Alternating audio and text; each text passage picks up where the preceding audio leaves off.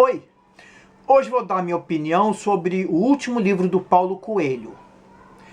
Tanto o Paulo Coelho como eu, Ivo Korytovsky, vivemos intensamente os loucos anos 60, bicho. A diferença é que o Paulo, a se julgar por seu livro autobiográfico, Hippie, pegou um monte de mulher e adquiriu vivência e ensinamentos que o inspiraram depois como letrista genial do Maluco Beleza. E mais à frente, como escritor de mega sucessos. Eu não peguei mulher nenhuma.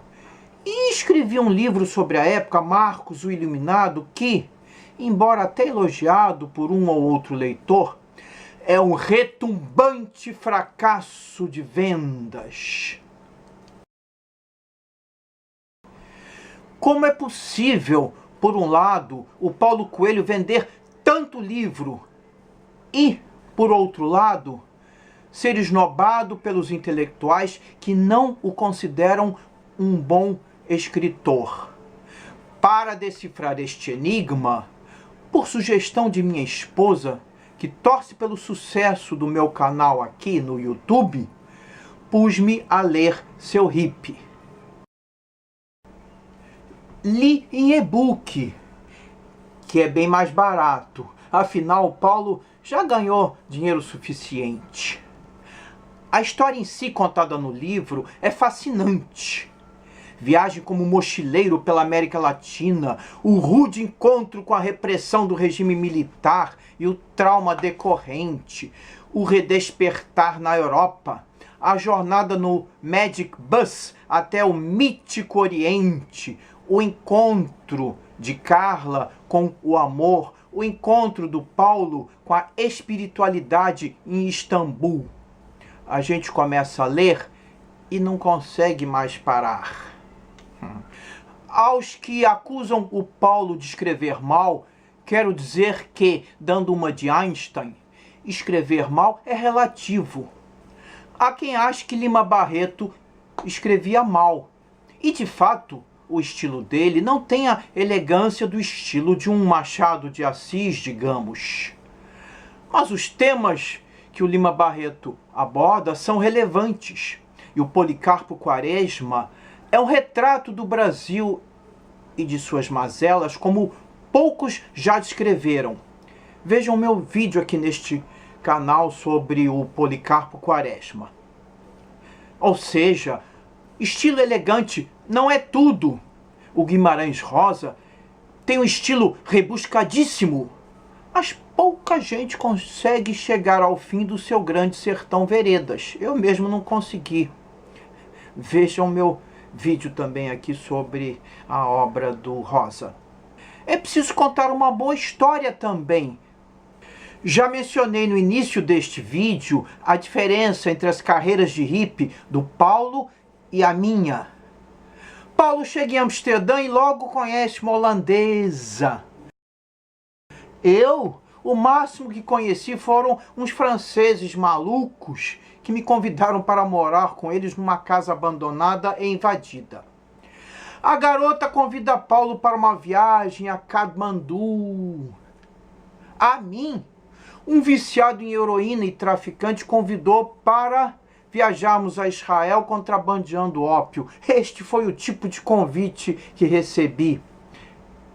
Influenciado por leituras da então chamada contracultura, tomei um ácido que, em vez das revelações prometidas pelo Timothy Leary, o guru do psicodelismo, me mergulhou numa bad trip, que veio a resultar numa depressão profunda meio ano depois. Pouco dessa minha experiência com ácido eu conto de forma romanceada no meu Marcos o Iluminado, que existe em versão e-book na Amazon brasileira e em versão impressa na Amazon americana. Os links estão na descrição do vídeo. Quem sabe você ajuda a desencalhar meu livro. Aqui está o guia de 1971, Let's Go Europe, que me acompanhou pela Europa. É preciso ouvir a Deus e dar chance ao destino, explica o autor. Pelo menos foi isso que eu entendi dos trechos filosóficos do livro, como estes, 2 pontos, citando. Então, abre aspas. Se ficarmos em silêncio por 1 hora, vamos começar a escutar Deus, pensou Paulo. Mas se gritarmos de alegria, alegria, alegria, Deus também nos escuta e virá até aqui nos abençoar. Fecha aspas. O alegrias 3 vezes foi meu, não está no livro. Outra citação. Abre aspas. Siga apenas o seu destino, sem medo, ou até mesmo com medo, mas siga o seu destino. Fecha aspas. No destino de Paulo, tudo parece se encaixar à perfeição, como no roteiro de um escritor genial. Só que na vida da maioria das pessoas, as coisas são mais tortuosas. O judeu alemão, conduzido para o campo de concentração, ou o africano, conduzido no navio negreiro para a escravidão no Novo Mundo, como vai ouvir a Deus e dar chance ao destino? Deus aparentemente lhe deu as costas, e seu destino é um destino que ninguém merece. O livro tem falhas gramaticais que um revisor mais atento teria corrigido. Por exemplo, fazendo aquilo que gostava, em vez de fazendo aquilo de que gostava. Quem gosta, gosta de alguma coisa. Outro exemplo. O local onde encontrava-se com o tal sujeito francês, em vez de o local onde se encontrava com o tal sujeito francês. O advérbio atrai o pronome para antes do verbo. Mais um exemplo. Eu lhe eduquei, em vez de eu o eduquei. Você educa alguém, etc, etc, etc. Tá cheio desses errinhos bestas. Desconfio que ninguém na editora teve coragem de dizer para o Paulo: ô Paulo, tem umas falhas que precisamos corrigir. Tem uma ou outra frase mal construída.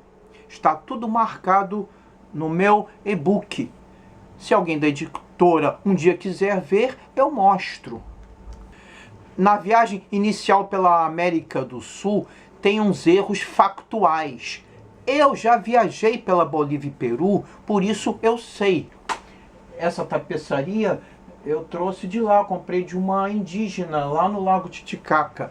Esse casaco não comprei em Camelô de Copacabana, comprei lá na Bolívia também, La Paz, nos anos 80. Tá, mas continuando. Paulo Coelho fala de um túnel que atravessa a Cordilheira dos Andes.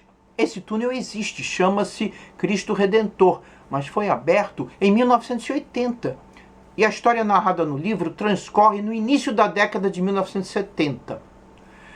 Paulo e sua namorada Iugoslávia sobem para La Paz no trem da morte. Acontece que o trem da morte fazia ligação entre a fronteira brasileira e Santa Cruz de la Sierra. Não existe trem até La Paz.